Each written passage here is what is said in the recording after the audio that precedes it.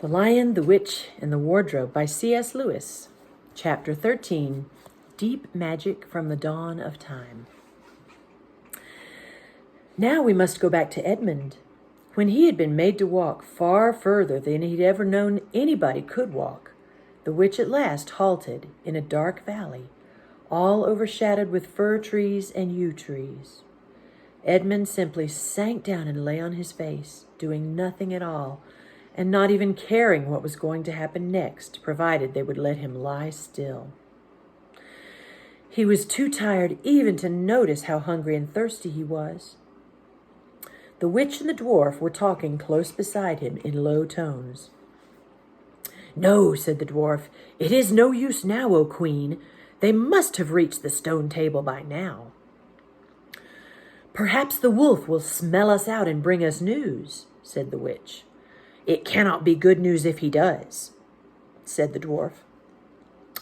"4 thrones in Cair Paravel," said the witch. "How if only 3 were filled? That would not fulfill the prophecy." "What difference would that make now that he is here?" said the dwarf. He did not dare, even now, to mention the name of Aslan to his mistress. "He may not stay long, and then we would fall upon the 3 at Cair." "Yet it might be better," said the dwarf, "to keep this one," here he kicked Edmund, "for bargaining with." "Yes, and have him rescued," said the queen scornfully. "Then," said the dwarf, "we had better do what we have to do at once." "I would like to have done it on the stone table itself," said the witch. "That is the proper place. That is where it has always been done before." "It will be a long time now before the stone table can again be put to proper use," said the dwarf. "True," said the witch, and then, "Well, I will begin." At that moment, with a snarl, the wolf rushed up to them. "I have seen them. They are all at the stone table with him. They have killed my captain, Fenris Ulf. I was hidden in the thickets and saw it all. One of the sons of Adam killed him. Fly, fly." "No," said the witch, "there need be no flying. Look quickly. Go, summon all our people to meet me here as speedily as they can. Call out the giants and the werewolves and the spirits of those trees who are on our side. Call the ghouls and the bogles, the ogres and the minotaurs. Call the cruels, the hags and the specters, and the people of the toadstools. We will fight. What? Have I not still my wand? Will not their ranks turn into stone even as they come? Be off quickly. I have a little thing to finish here while you are away." The great brute bowed its head, turned, and galloped away. "Now," said she, "we have no table. Let me see. We had better put it against the trunk of a tree." Edmund found himself being roughly forced to his feet. Then the dwarf set him with his back against a tree and bound him fast. He saw the witch take off her outer mantle. Her arms were bare underneath it and terribly white. Because they were so very white, he could not see much else. It was so dark in this valley under the dark trees. "Prepare the victim," said the witch. And the dwarf undid Edmund's collar and folded back his shirt at the neck. Then he took Edmund's hair and pulled his head back so that he had to raise his chin. After that, Edmund heard a strange noise, whiz, whiz, whiz. For a moment, he couldn't think what it was. Then he realized it was the sound of a knife being sharpened. At that very moment, he heard loud shouts from every direction. A drumming of hoofs and a beating of wings, a scream from the witch, confusion all round him. And then he found he was being untied. Strong arms were round him, and he heard big, kind voices saying things like, "Let him lie down, give him some wine. Drink this, steady now, you'll be all right in a minute." Then he heard the voices of people who were talking not to him, but to one another. And they were saying things like, "Who's got the witch? I thought you had her. I didn't see her after I knocked the knife out of her hand. I was after the dwarf. Do you mean to say she's escaped? A chap can't mind everything at once. What's that? "Oh, sorry, it's just an old stump." But just at this point, Edmund went off in a dead faint.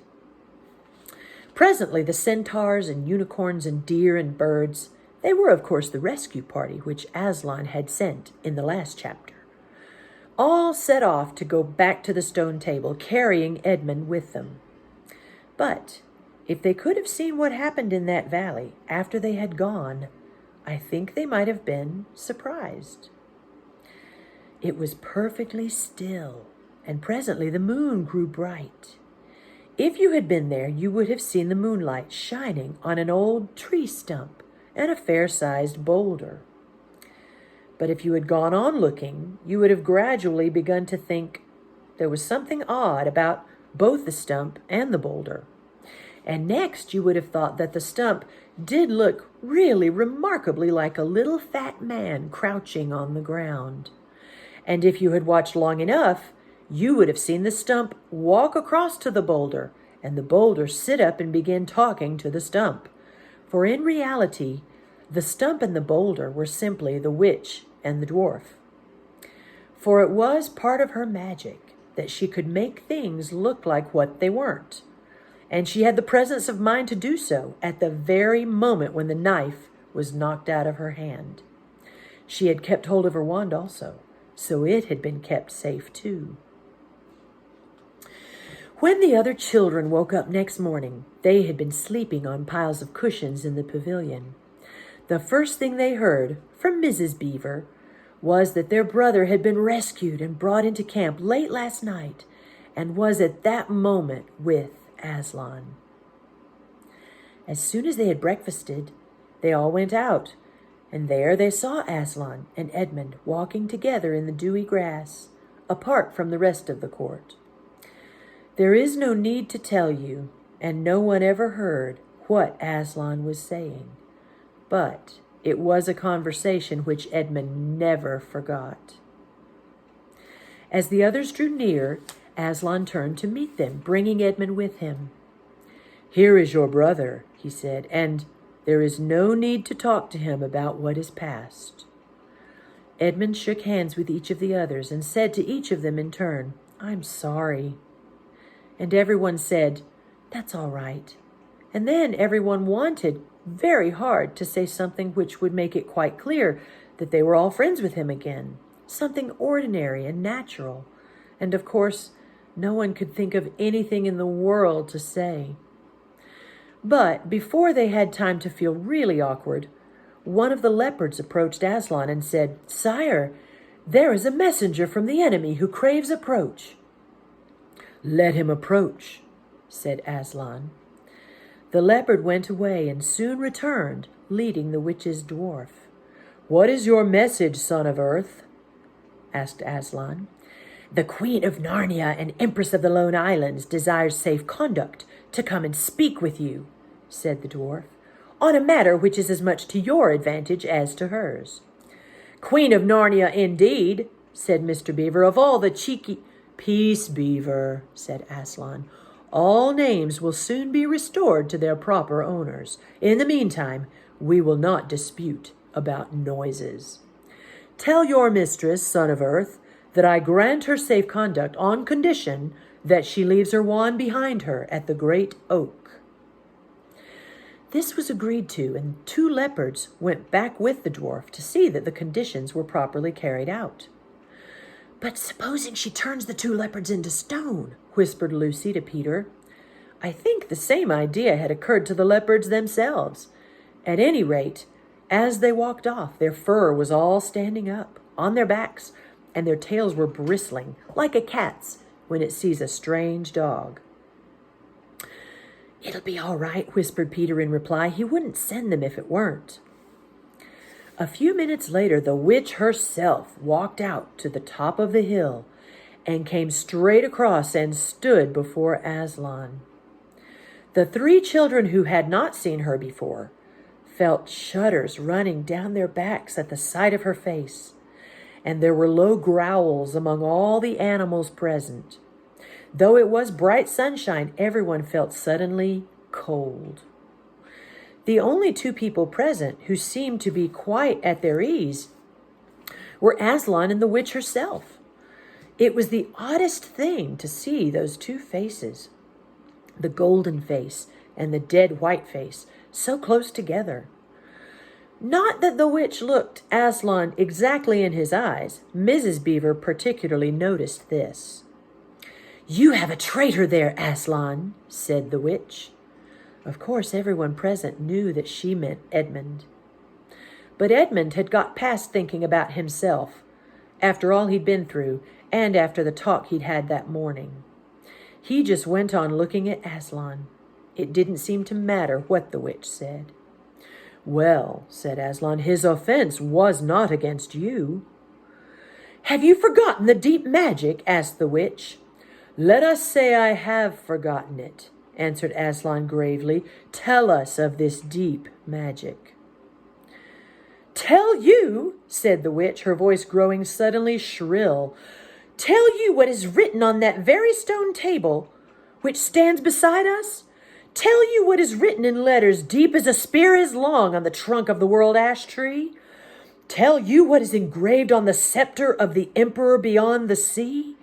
You at least know the magic which the emperor put into Narnia at the very beginning. You know that every traitor belongs to me as my lawful prey, and that for every treachery I have the right to kill." "Oh," said Mr. Beaver, "so that's how you came to imagine yourself a queen, because you were the emperor's hangman, I see."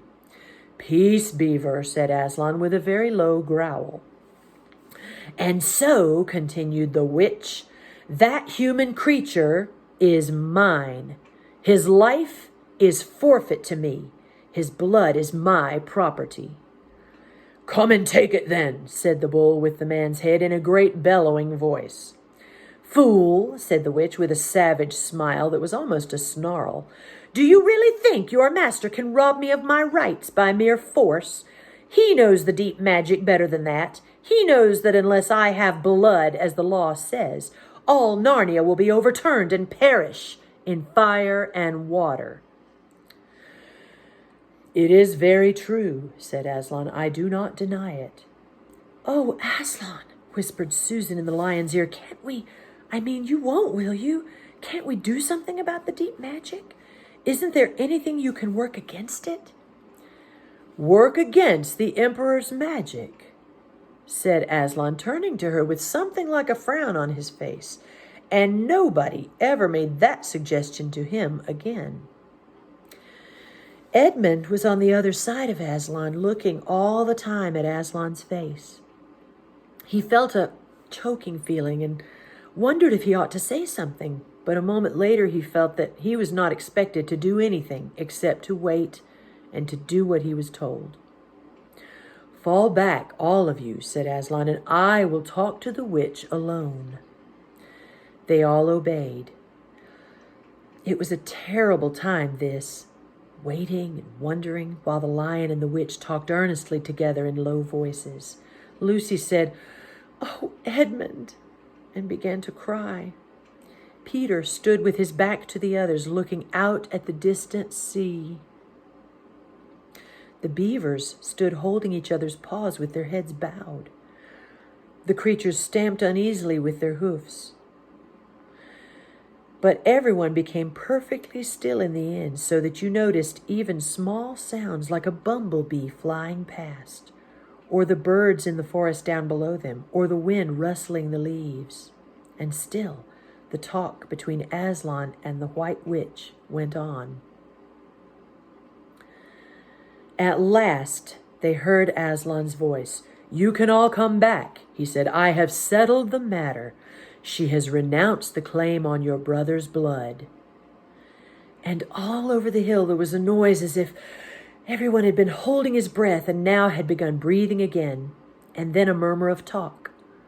They came back to Aslan's throne. The witch was just turning away with a look of fierce joy on her face when she stopped and said, "But how do I know this promise will be kept?" "Wow!" roared Aslan, half rising from his throne, and his great mouth opened wider and wider, and the roar grew louder and louder, and the witch, after staring for a moment with her lips wide apart, picked up her skirts, and fairly ran for her life.